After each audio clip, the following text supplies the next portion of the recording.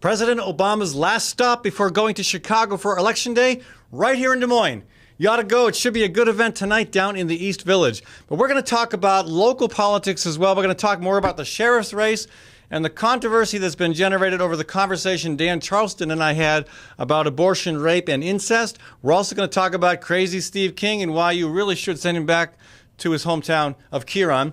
And we're going to talk a little bit about the Iowa House and Senate and Democrats' prospects for regaining either or both chambers. We'll find out more about that when we talk here on the Fallon Forum shortly.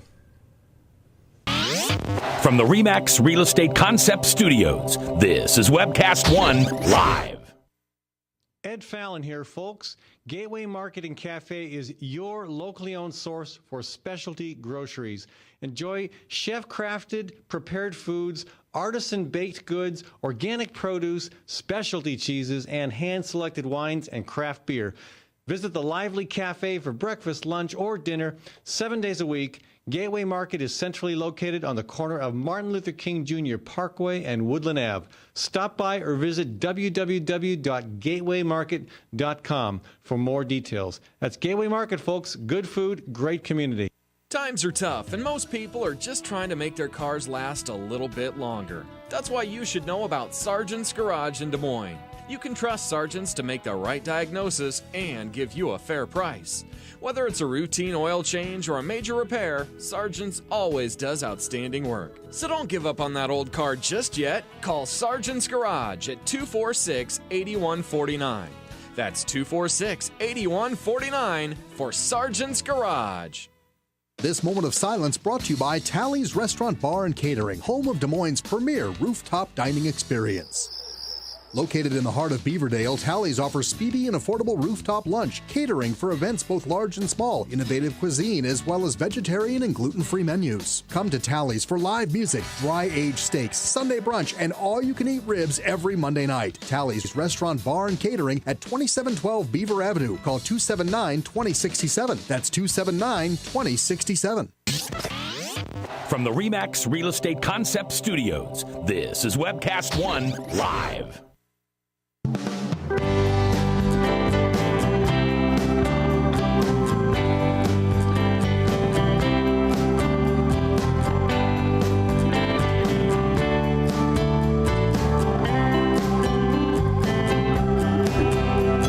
Thank you, Andy Fleming and Brother Trucker, for launching our conversation this week on the Fallon Forum.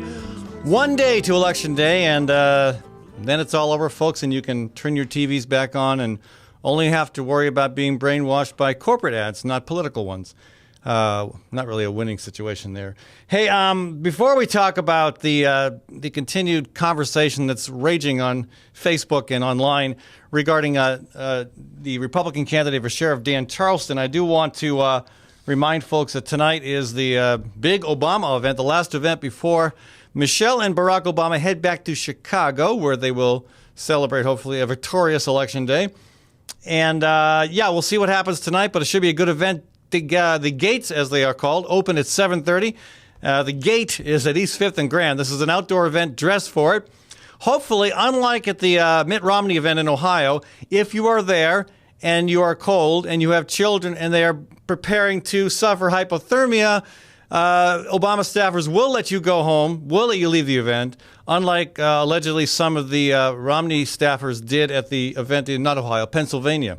Yeah, I don't, I guess the detail is still out on that, but it sounds like it was a messy situation and fairly inconsiderate, especially with a candidate running an hour late. So hopefully the president will be reasonably on time.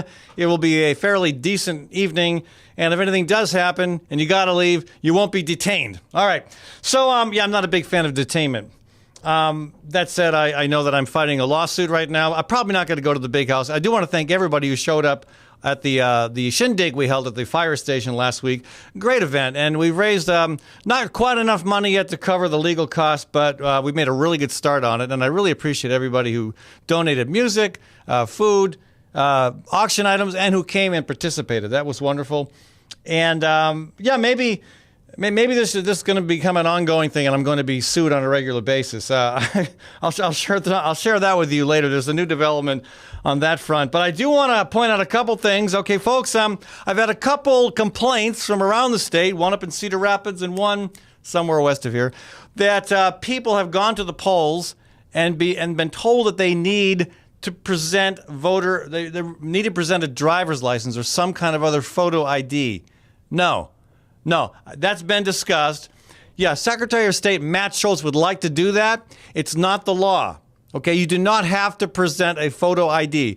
If, however, you are not registered to vote in that precinct, then you must present either a driver's license or the equivalent or a passport, a military ID, a student ID, something that identifies you as the person seeking to register to vote.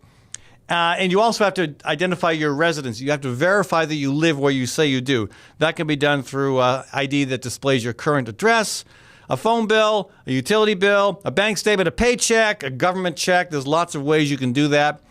And that's been the law for a long time, and that's reasonable. And there is an alternative, too. If you don't have those two documents, then somebody who lives in that precinct can testify, yeah, dude lives next door. He's okay. He's cool. So be aware of that. If anybody's asking for your ID and you are already registered in that precinct, they're out of line, and there's no reason that should be happening. Precinct workers should know the rules.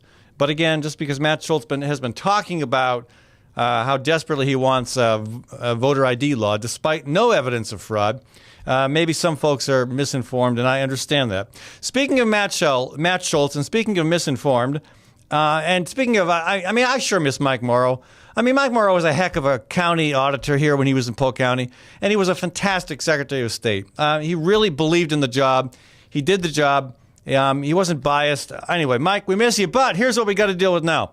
And I'm going to refer to the Des Moines Register's Roses and Thistles. This is from a couple days ago. A thistle to, I love this, chest-thumping officials from around the country who are threatening international monitors here to watch Tuesday's election. What the heck? I thought we liked to have people from other countries come and see how wonderful and free and fair and balanced our election system is. Heck, I know when we have the caucuses, sometimes you can get more foreign visitors at a caucus than you can actually people attending the caucus to cast their support for a candidate. So I don't understand where that's coming from. One Florida congressman called for foreign monitors to be, quote, kicked off our soil. And the Texas Attorney General threatened to have them arrested. What kind of crazy yahoos are these folks? Oh, wait a minute. It's not just other states. Oh, Iowa Secretary of State Matt Schultz had a similarly ominous warning in a statement released Wednesday.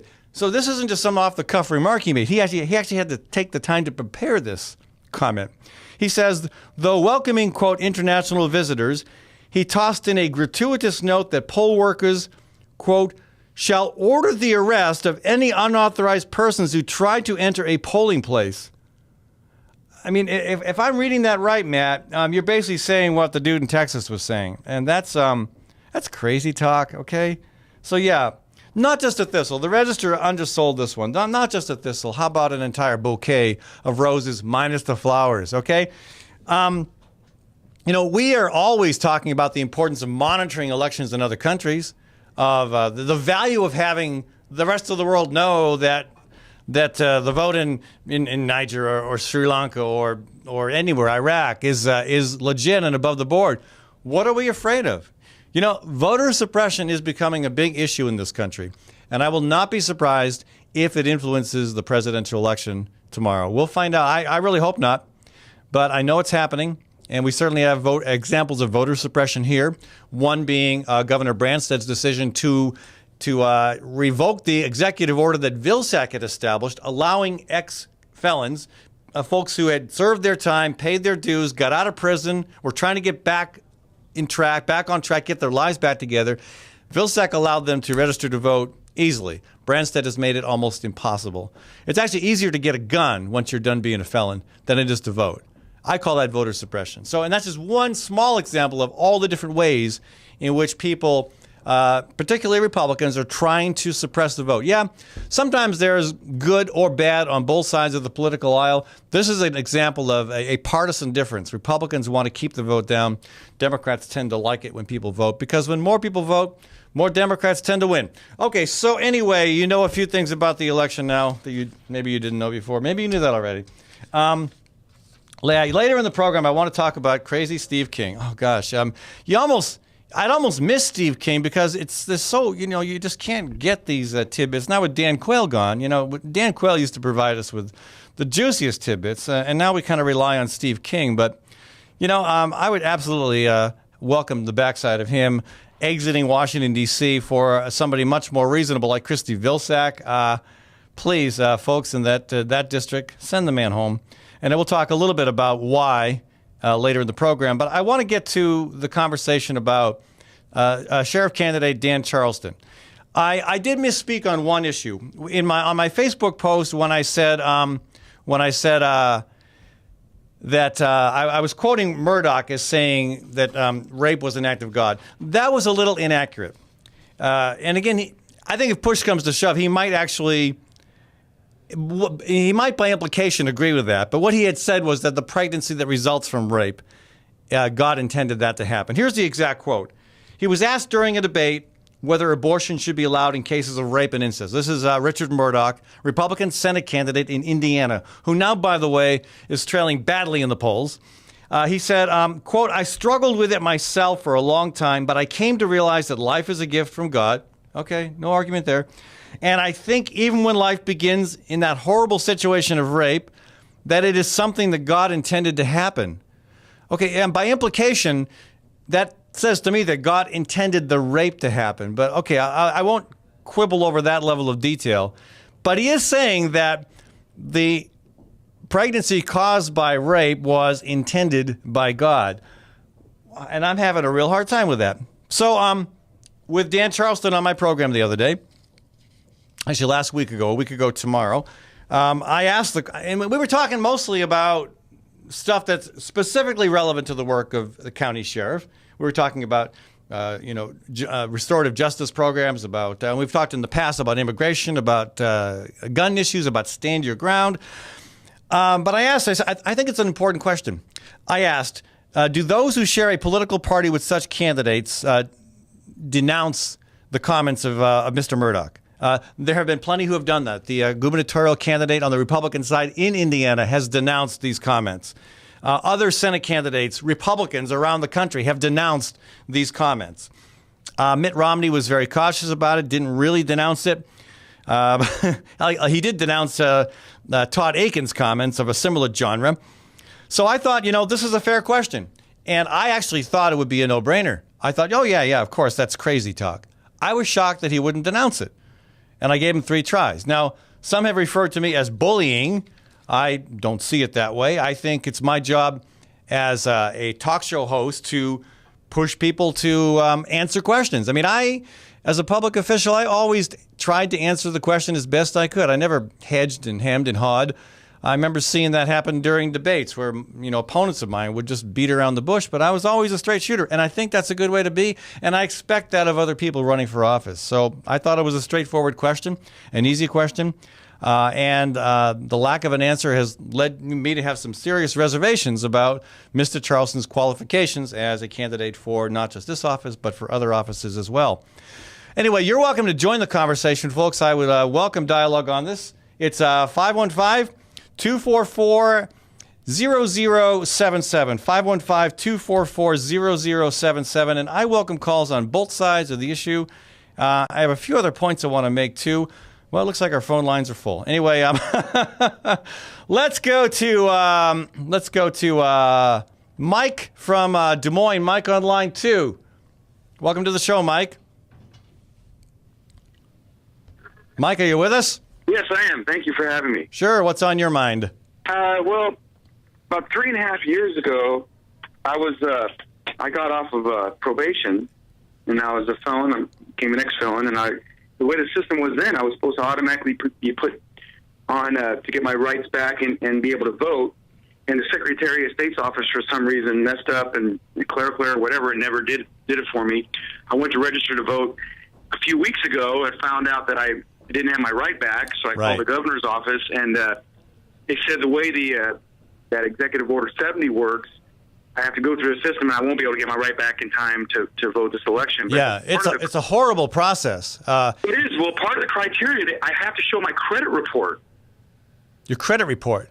Nobody has to show their credit report to vote. That's crazy. I mean, but that's what. I mean, Mike, I see it as voter suppression. I mean, if you had done this under Vilsack or Culver, what? It's definitely income-based because, well, part of it is they want to make sure your fines are paid, which obviously lower-income people have a harder time paying fines. It should never be about whether your fines are paid because that makes it income-based. Also does the credit report as well. Yeah. Well, I think it's a good point. Do you have any opinions specifically on the sheriff's race in Polk County? Not on the sheriff's race. Okay. No. Well, I'm sorry you can't vote, Mike.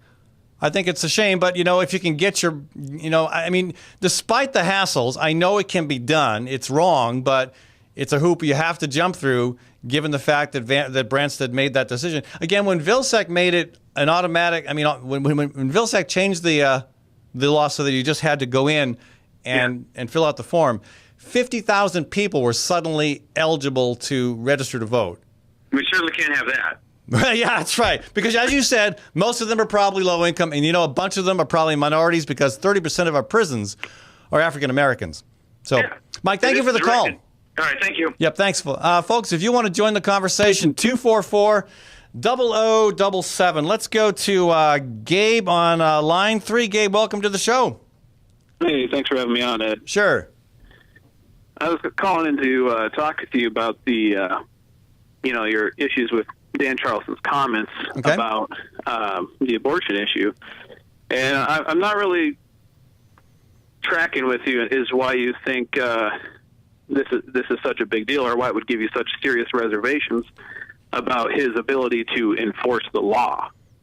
I understand it's a controversial issue and things like that, but just because it's a personal opinion that has no correlation between enforcing the law from a constitutional standpoint or from an Iowa code standpoint versus enforcing opinion, which that you can't do that as sheriff. Now, Gabe, I understand that too, and I thought I made that clear in my comments last week that yes, I understand that in your job as sheriff, maybe I didn't make this clear enough too. I know that you aren't going to be required to make any decisions relevant to whether a woman is able to make that choice to have an abortion in the case of rape or incest.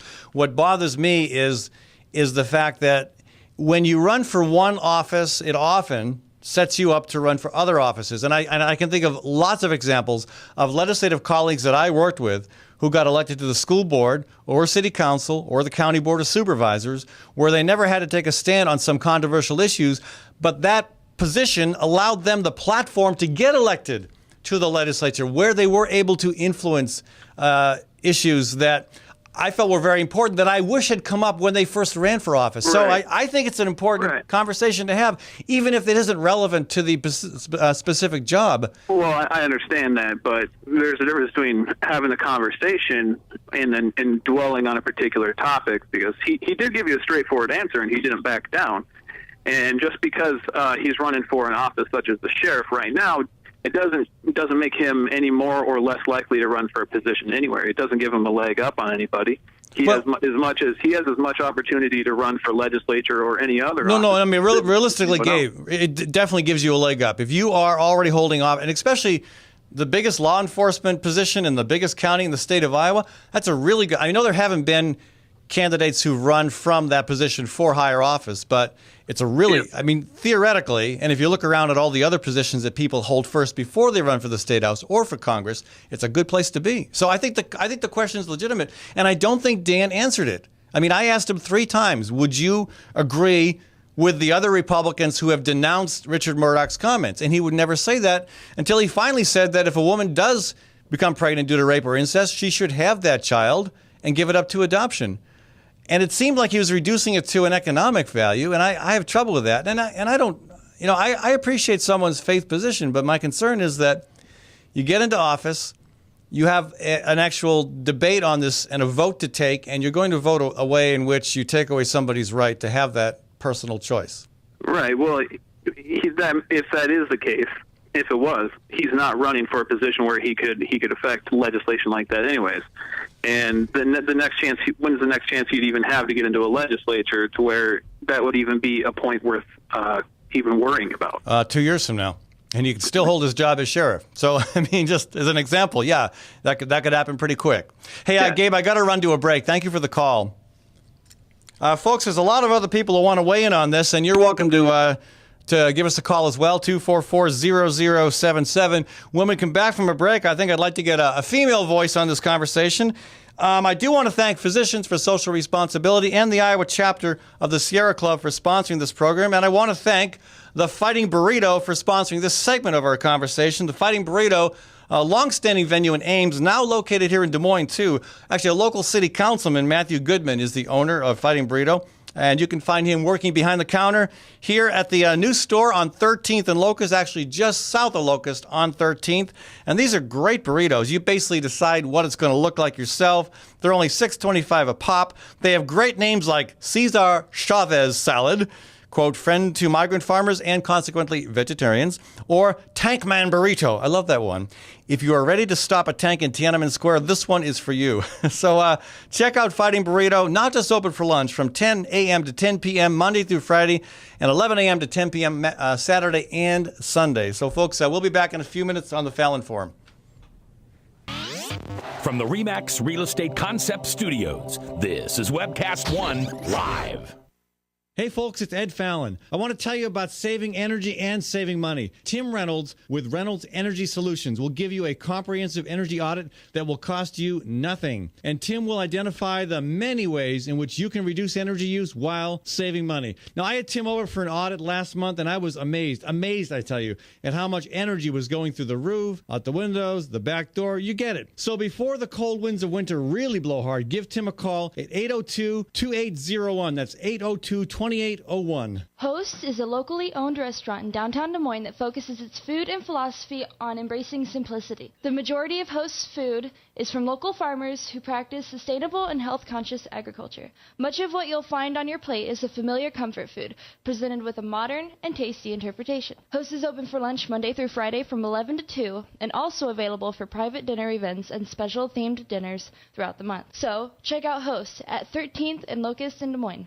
With warm weather finally here, it's time to think about upgrading the efficiency of your furnace and air conditioner. Leonard Tinker Heating and Cooling has provided honest, competent service for over 20 years. Whether it's your home or business, for repair work or to install a more energy-efficient furnace or air conditioner, call Leonard Tinker at 263-0422. That's 263-0422. For honest, competent heating and cooling service, call Leonard Tinker at 263-0422.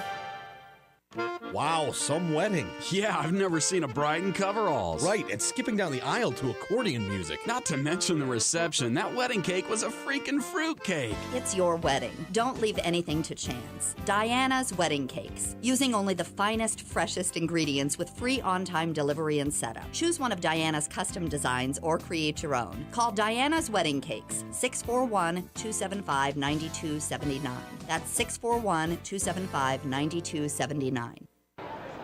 Well, hi, I'm Rob Spearman. I'm a broker-owner of RE/MAX Real Estate Concepts in Des Moines, Iowa. Give us a call if you're looking at buying or selling a home, or if you're having trouble on your mortgage payments or looking to purchase foreclosures. We have the agents to help you, experienced, outstanding agents. Our office number is 515-276-2872. Or if you'd like to look at homes, go to our website, homeconnectusa.com.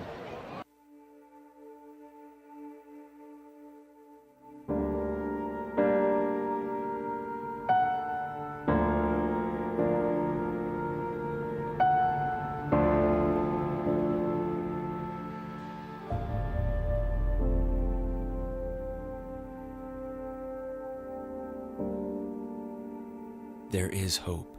Visit groundwire.net and chat now with a live coach for answers.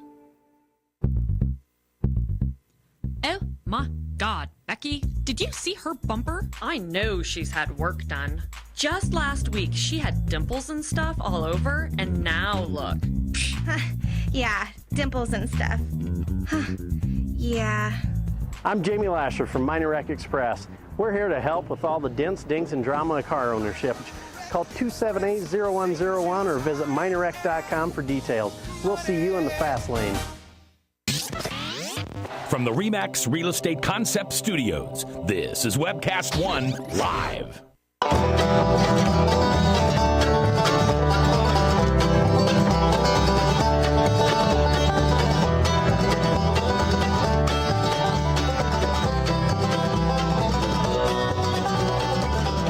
Oh yeah, that's Babers Neighbors, and we're back here on the Fallon Forum. I want to thank Reynolds Energy Solutions for sponsoring this segment of the program.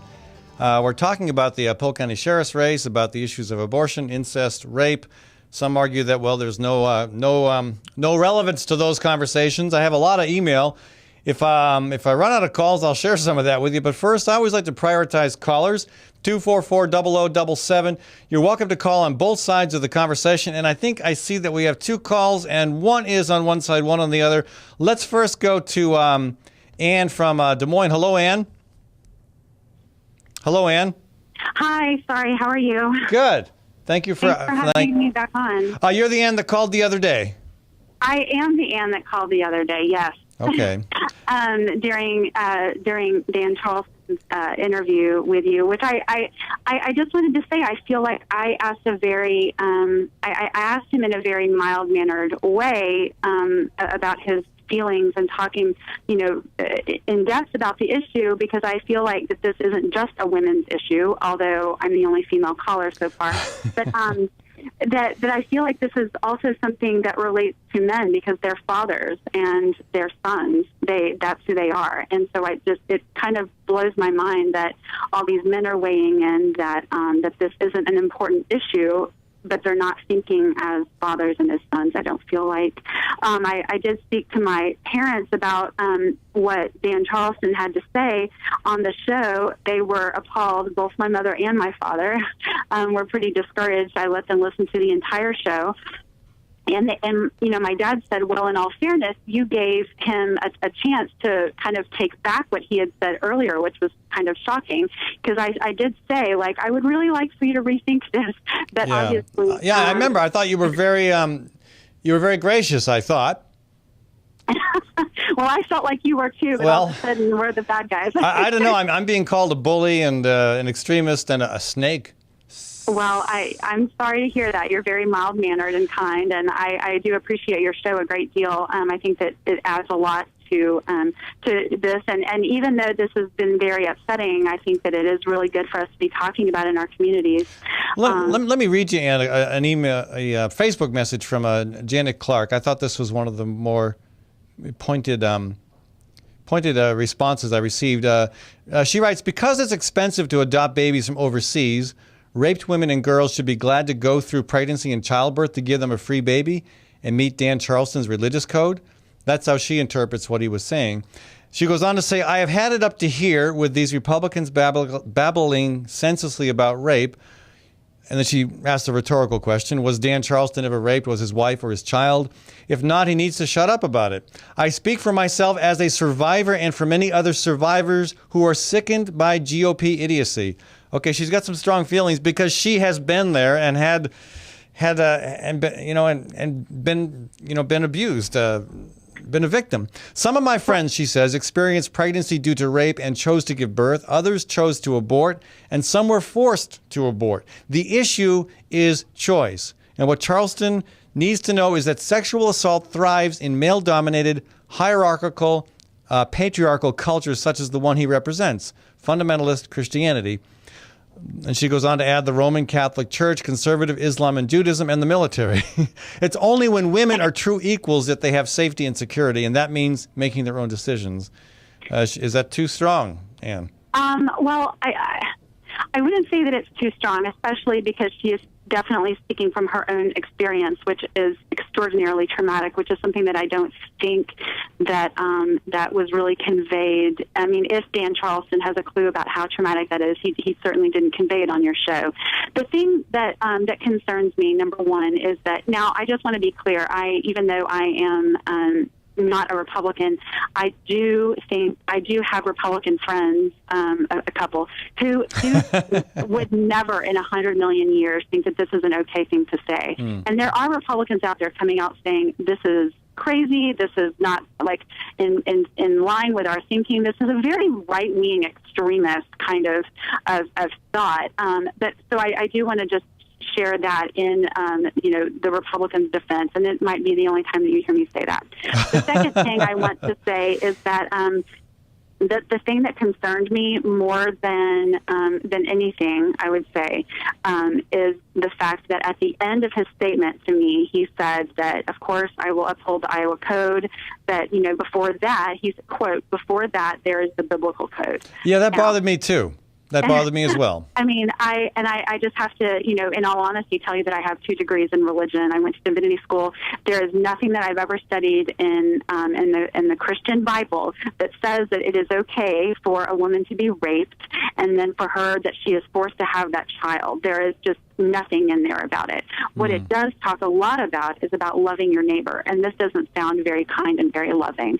And so, we need to be, so, in reference to the earlier caller, we do need to be careful about who we elect. If they're telling us that the biblical code is higher than the Iowa code, that's a problem for me. And it's a problem because who knows what they're interpreting as the biblical code. That's not why I elect people. Yeah, I know, and a lot of the references to the biblical code tend to be very selective. I mean, the Bible, especially the New Testament, especially the Gospel, is very clear about poverty and about justice. There's some stuff in the Old Testament involving vengeance and wrath and stoning of people that we wouldn't find acceptable in any circle in modern life. So, the bottom line is this country has long valued the freedom to worship how you want, but also the freedom to not be forced to worship how someone else wants. And that's my concern about a lot of the direction of the Republican Party. Is it seems there are those within the Republican Party who want to make their faith a higher law than the accepted code of the land, which is beyond any particular faith denomination. And I think Charleston essentially said that to you. Again, I'd want to dialogue with him more about that to make sure to make sure I was clear on that. But I'm glad that came out in your conversation with him. It's telling. And thank you for that. And one more thing, and then I'll let you get to your many other callers who I'm sure just chomping at the bit. But well, no, the next one's Frank, and so I don't mind dragging it out a bit here.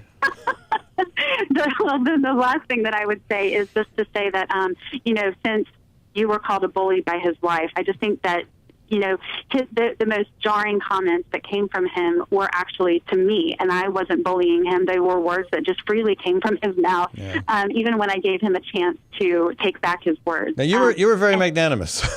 Well, I appreciate you saying that because, when I told my parents about it and I had them listen to the clip, they were not so magnanimous, let's just say. And my dad, who's the head of the deacons and a former, music minister at his church, my mother, who's the head of the library committee at our church, and, they're in the choir, they were not so magnanimous, and they are good, loving Christians who don't think that their only daughter should, if God forbid, if I were raped, have to endure the trauma of having to carry to term a child from that trauma. Yeah. So I did give him the opportunity to take back his words, but instead he went a little deeper, and that doesn't have to do with anything that you said on you weren't bullying him, but it actually came from his own mouth and his own volition. So I just wanted to point that out. Well, and thank you for the call. I appreciate you taking the time to call us back. Folks, 244-0077 if you'd like to join the conversation. I do want to read some messages at some point here, but he's been waiting long enough. I'm sure he's going to tell me that everything I know, say, and believe is wrong. Frank from Des Moines, welcome to the show. Well, hello, Ed. Hello, Frank. Well, first off, I hope you're not pinning your hopes on Christy Vilsack. I would love to see Christy Vilsack send King back to the farm, and I will tell you why in the next segment. Okay. But, well, let me help you out a little bit before you do that.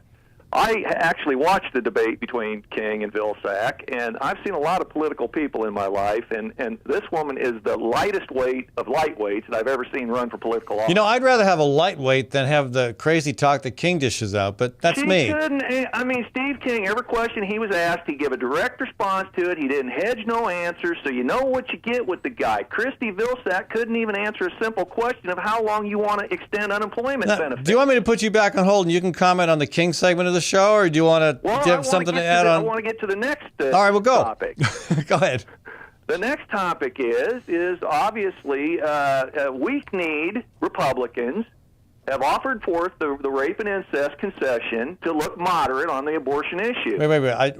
Weak-kneed Republicans, you meaning that Republicans who condemned Murdoch for saying that a child conceived in rape or incest, a pregnancy. Off, I plan on voting for Dan Charleston. And okay, I'm not surprised. And I've encouraged about 5 or 6 other people I know to vote for Dan Charleston too. I'm not surprised.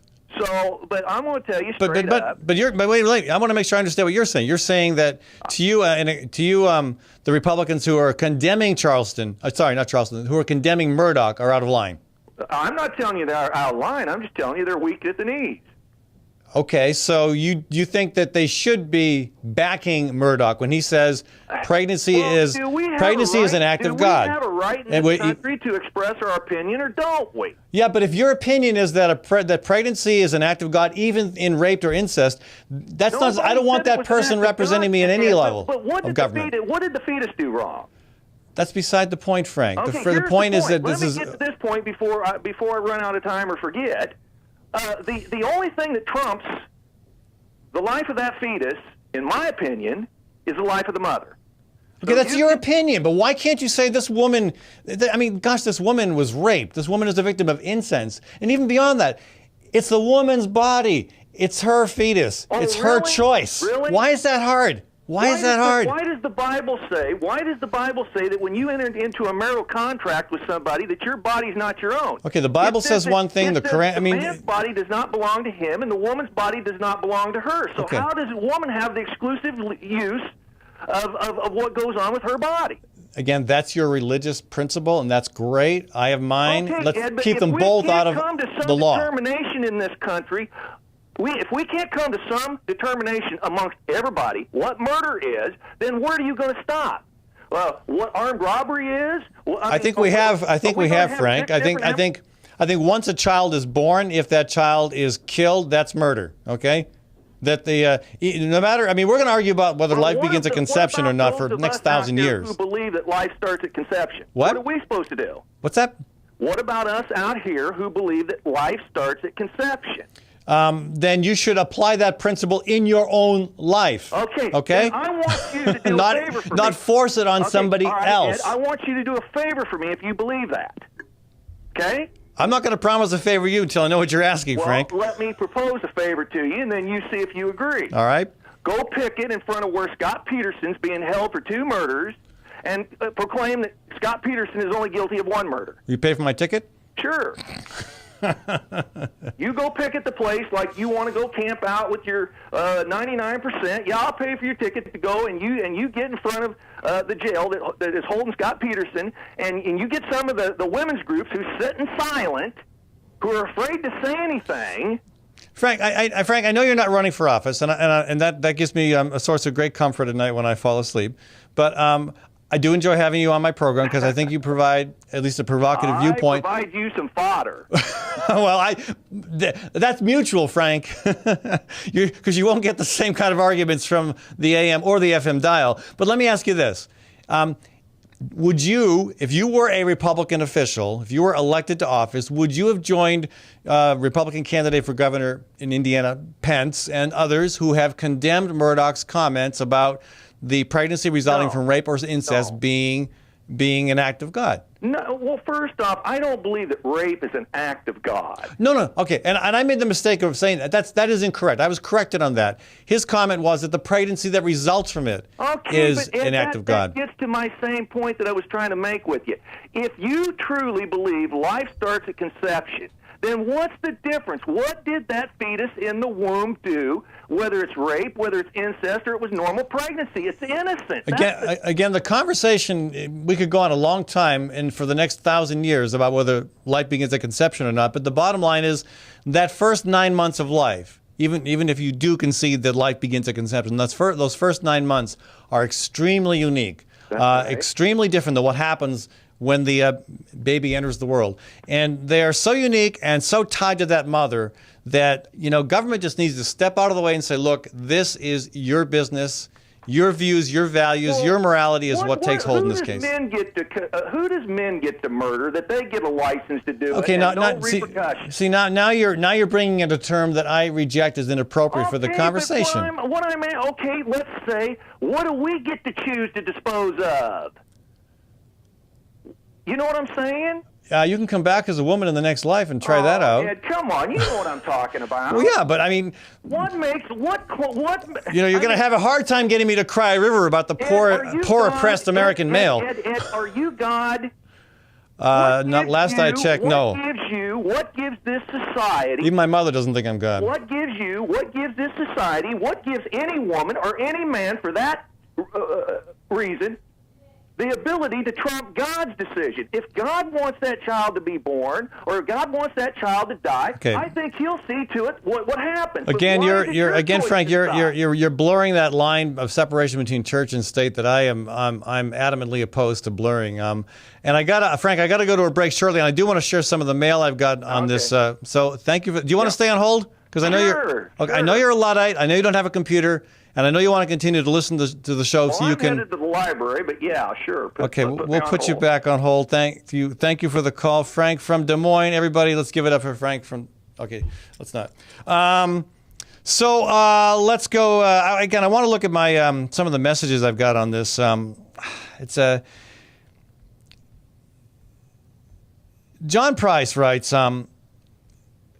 He says Dan Charleston turns this into an economic issue, and I know what he's referring to. It's the point where Dan begins to answer my question about whether or not he would join other Republicans in condemning Murdoch by talking about the expensive cost of adoption. He talks about it costing $30,000 to adopt a baby overseas, and I'm kind of figuratively scratching my head during that portion of the show, thinking that's not answering my question. I say that, and finally, when he does answer the question of whether or not he thinks a woman who has conceived in a pregnancy due to rape or incest, I ask him, do you feel that woman should be required to carry that child? And he basically says yes, because, well, he says yes, because it could, in my, if I'm putting words in your mouth, you can let me know, Dan, but my take on what you said was, yeah, and a good reason why she should carry that child is because so many people, plenty of friends of Dan's even, are spending $30,000 a year adopting a baby from overseas, and this would save them a bunch of money. So John Price writes, he turns it into an economic issue. Wow, not a thought for the mother? That's just creepy. And only pretending, this doesn't quite make sense. I'm sorry, John, I'm running, I'm scratching here. That's my concern. Is it really, if you want to, I know economic issues always win arguments, but in this case, gosh, please. Jen writes, I'm so tired of this issue. If men could get pregnant, birth control would be in the water, and you could get an abortion at any Starbucks. Okay, I hope not. Making a woman carry a child to term that she doesn't want or can't care for is ridiculous, and anyone who thinks the decision to have an abortion is easy is ridiculous. It is like they think we women out here going, oh no, pregnant again, silly me, time to make another appointment at Planned Parenthood and murder this thing. I think there may be people who feel that women act that way. I mean, I have heard fellow legislators criticize women who they feel use abortion as a form of birth control. Jen goes on to conclude, I haven't talked to a single person who has had an abortion that didn't say it was a terribly difficult decision that they will live with forever, but it was the right decision for them. Okay, so, all right, again, I want to make it clear. I understand that this is not an issue that the county sheriff is ever going to come up with, have to deal with.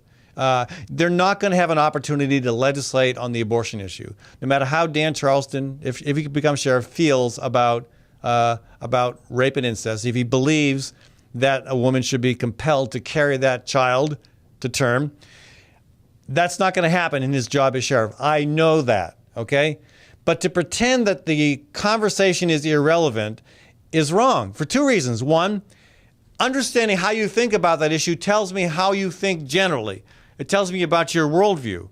It tells me a lot about who you are and how you see your role between how you see your interface between your faith and your public service. I think that's an important conversation for that reason. I also think it's important for an even more critical reason. Again, that's what I said earlier. You can use that position as county sheriff to run for the legislature.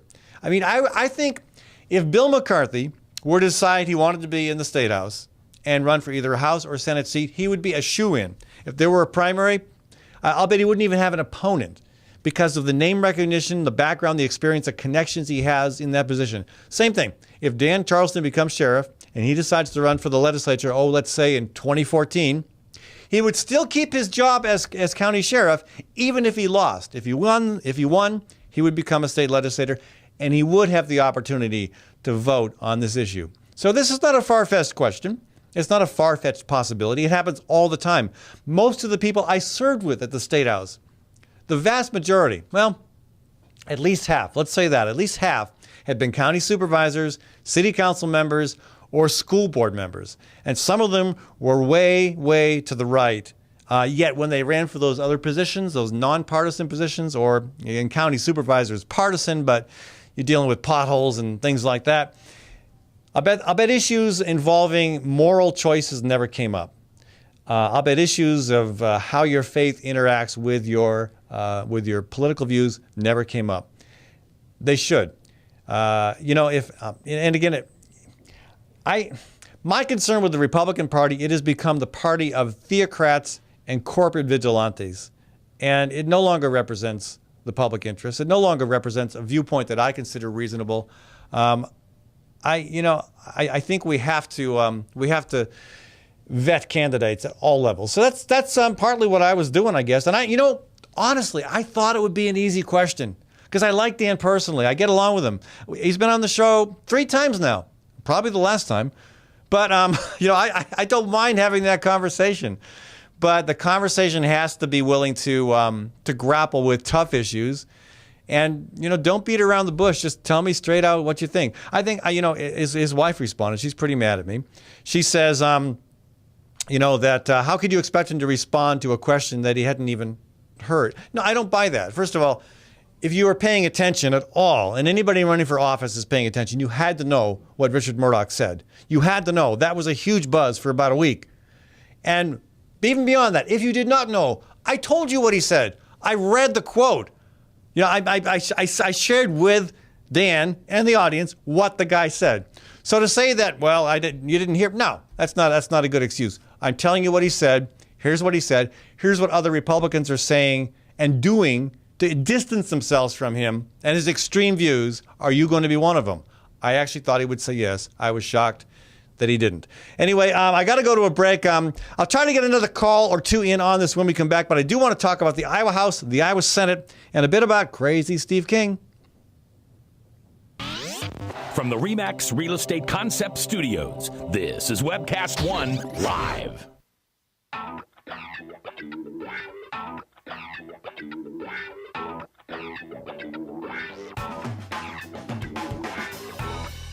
Well, good morning. This is the 7th of June in the Lord's year 2010, and this is day 1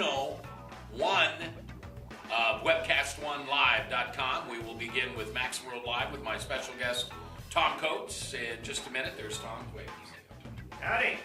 And we will be live for the very first time on Webcast One Live.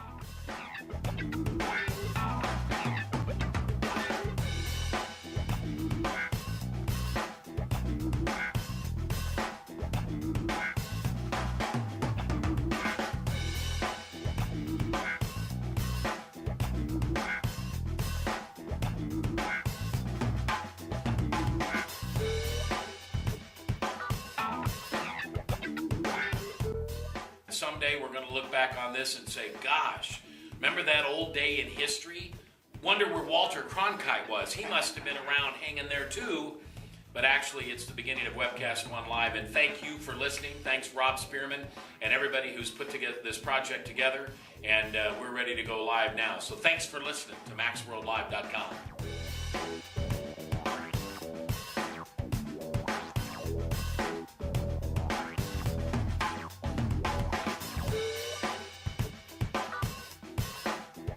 I can't tell you that it's going real well from time to time, but it is going, man.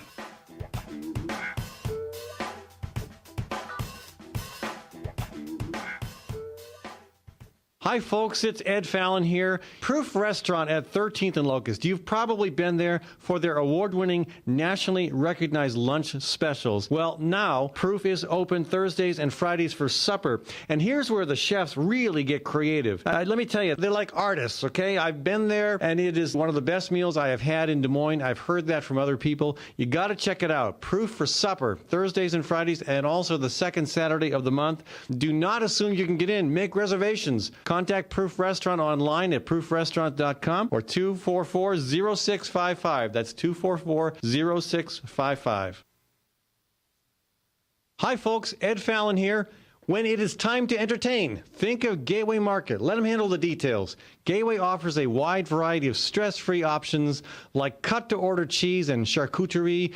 There's a delicious olive bar and a wide variety of chef-prepared dips and spreads. Or let the catering team take care of the entire event, right down to the wine and beer pairings. The expert floral designers can even customize the perfect centerpieces. So stop by or visit Gateway Market for more information. Gateway is at Woodland and ML King in downtown Des Moines. Good food, great entertaining. Nestled in the heart of downtown, Ritual Cafe is one of Des Moines' most unique places, offering a wide variety of coffee and tea. Ritual Cafe also serves the only all-vegetarian menu in town. And Ritual Cafe is a cultural hub for artists and musicians, with a performance stage hosting local, national, and international talent. Make Ritual Cafe a part of your daily ritual. On 13th Street between Locust and Grand in downtown Des Moines. And check out ritualcafe.com. I love driving to Newton to see the races. Me too, but I only have to drive across town. You live in Newton? Yep, Newton's got small town charm and it's close to Des Moines. I love the safe, friendly neighborhoods and family-owned businesses. And Newton's wind energy industry is really taking off. How'd you find your home? Dan Kelly with First Choice Realty. And Dan helped me find my office too. Next time, instead of just speeding by, I'll stop in and check out Newton. Why don't you check out Newton? Call Dan Kelly at 641-521-9260 or Dan Kelly at mchsi.com. From the RE/MAX Real Estate Concept Studios, this is Webcast One Live.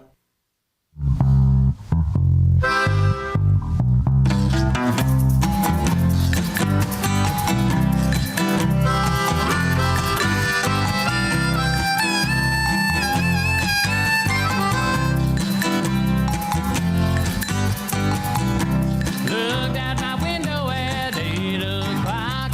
Counted SUVs pulling into the lot. Took off my helmet and took a deep breath in. Heck of a ride today. I need 'em again. Hey, Bike, you like that tone? That tune? That tune is called Bicycle, and actually, I think it may be named after my bike. I don't know. It is. It's about me. Is it about you? It's about me. Really? Yep. So congratulations on having a song written about you. Thank you. That's Joe Hanick with Pump Town. All right. Yeah, well, I don't want to ask my bike if she's voting tomorrow. I think she might have a little bit of trouble producing the required ID that Matt Schultz seems to want everybody to have on them. But let's. I do want to go back to our conversation about Dan Charleston and the Richard Murdoch issue. I want to talk about Steve King and about the Iowa House and Senate, but I will take one more. I don't usually take calls a second time. And Frank, no, it's not you. But Gabe, being your first-time caller, Gabe had another comment. Gabe, fire away. What's on your mind? Okay, Ed, I had a question for you real quick. Okay, sure. And I actually did want to comment with you on Congressman King as well. Okay. But, you know, talking a lot about this whole abortion issue, but when it boils down to a election for the sheriff, what's more important? His stance on the Constitution for law enforcement and the Iowa law and code, or an opinion? Say that again? What's more important for somebody running for election as far as an evaluation process? The way he enforces a law in line with the Constitution and Iowa law, or an issue that has no relevance to his job? Okay, I've made that. I think I said that. I know. Yeah. I'm asking. Okay. Which one's more important? I'll repeat myself. I think it's clear that Dan Charleston, as sheriff, is not going to take a vote on whether or not a woman has to carry a child if she is raped or the victim of incest. True, but again, it says volumes about how you view the world overall, and that's important. That affects other decisions you make, and it also could be a very, very important issue if you decide to run for a higher office where you are voting directly on those types of issues. Yeah, we talked about that. Now, my kind of leading question onto that is, has Dan ever made mention that he's ever going to run for another higher office above sheriff? No, and he actually said he wasn't, and I that may be the truth, but he's young enough, and it happens all the time. I mean, again, most of the people I served with at the state legislature had run for a different office, had served in a different office before they ran for the State House. So to me, it's an important conversation to have in terms of vetting candidates. Hey, I got to run on here.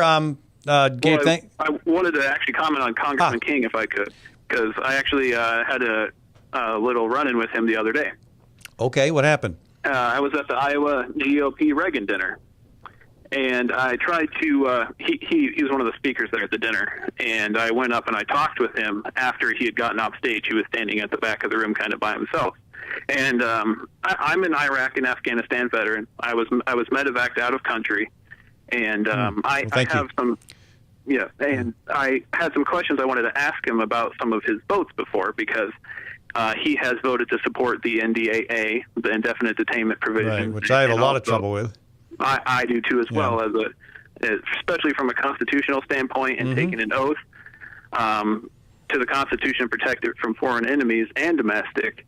I had some real reservations against that, and I also wanted to ask him about a congressional declaration of war.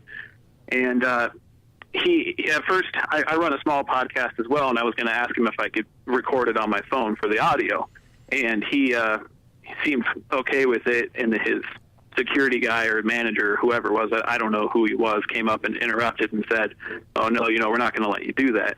And basically, he ended up just tucking his tail and running away from me, and he refused to answer any questions or talk to me at all. Steve King has a tail. I suspected as much. But no, why was he unwilling to talk to you? I don't really know, to be honest. I was an alternate national delegate for the state of Iowa to the RNC, and I interviewed Senator Grassley for about 20 minutes, and he let me audio tape and audio record him. And that greatly gave me a lot more respect for him. So would you be rooting for Christy Vilsack in the competition in the 4th District? No, I'm going to be. I tried. I'm not going to be voting for anybody who's running for office right now. All right. Well, they all support the same failed policies in one way or another, or more war and trashing the Constitution. Gabe, we should talk about that after the election, because maybe we have common ground on some of the really critical issues that need to be discussed, like the NDAA, like the war, like the economy. But I got to run. I promised folks a little bit of comment on the House and Senate stuff. So thank you, Gabe, for calling. Yeah, thanks for taking me again, Ed. Hey, folks, if you live in the 4th District, I would ask you, please send King home. I mean, he's just the long list of things. I mean, former Attorney General, Republican Attorney General Art New, keeps a file, according to a conversation he had with Ray Kabasu recently. And some of the items in that file, King declaring once that Iowa needs to boost its fertility rate to increase workers. When asked how to do that, he said, check with people in Singapore, where people cover their car windows with newspaper to block out what's going on inside. I guess that means that the minorities, the folks in Singapore, produce their babies in cars. A 1965 Supreme Court decision prevents states from making it a crime to use contraception. King referred to that as, quote, written on weak grounds. Okay. King, of course, also has declared on repeated occasions that global warming does not exist. Maybe he agrees that maybe he feels that Hurricane Sandy did not exist. Before Obama's 2008 election, King warned up in northwest Iowa that the optics of Barack Obama getting elected would have terrorists dancing in the streets. I mean, That's not even a thinly veiled racist comment. In July of 2006, King, on the floor of the U.S. House, displayed a model of a wall between the U.S. and Mexico that he was promoting because it could be electrified. Electrifying the wall. Frying immigrants as they try to get into the country. And he says, quote, "We do that with livestock all the time." He also suggested that instead of worrying about replacing undocumented immigrant agricultural laborers, Americans should simply wean themselves off fruit and vegetables. I mean, you hear people talking about weaning themselves from meat sometimes, but that's the first time I've ever heard a congressman suggest we should wean ourselves from fruits and vegetables. Of course, you remember the incident in 2010 when a pilot flew his plane into a Texas building, killing an IRS employee. King told a crowd of activists at a conservative PAC conference that he could empathize with the pilot because of his own negative dealings with the agency. I mean, the guy goes on and on. He's calling the soldiers at Abu Ghraib prison, the torturing going on there, comparing that to hazing, comparing gay marriage to unicorns and leprechauns, calling Joseph McCarthy one of the greatest Americans, and of course, supporting having kids go to cockfights and dogfights. I mean, the guy is an absolute embarrassment, folks. Please send him home. I've run out of time. I don't have too much time to talk about the Iowa House and Senate, and I want to leave more time for that conversation. So tomorrow we will do that. But you know what? This election is not just about Obama-Romney, but I do hope you come tonight to the Obama rally down in the East Village. But again, it's not just about Obama-Romney. There's so much else going on at stake. Not just in Congress, but here in Iowa. We've talked about some of that today. I want to talk about more of that tomorrow. And do stay tuned for Bradshaw. Bradshaw will be with you at 1:30. I want to thank all of my sponsors. I want to thank Gateway Market at 20th and Woodland. Gateway's been a great supporter of this show. And again, check them out for all your food needs, for breakfast, lunch, supper, and for catering. That's Gateway Market at 20th and Woodland. I also want to thank Tim Reynolds with Reynolds Energy Solutions. If you need an energy audit done, let me rephrase that. You need an energy audit done. Even if you have had one done, Tim will do a better job than anyone ever has. It will cost you nothing, and it will save you a bunch of money in the end, because when you figure out what you need to do to keep the heat in, you'll stay warmer, you'll reduce your carbon footprint, and you'll see your bank account smile back at you. So, folks, thank you for tuning in. I will be back tomorrow. And do get out and vote. And again, you don't need a voter identification. You don't need a driver's license to exercise your right to vote.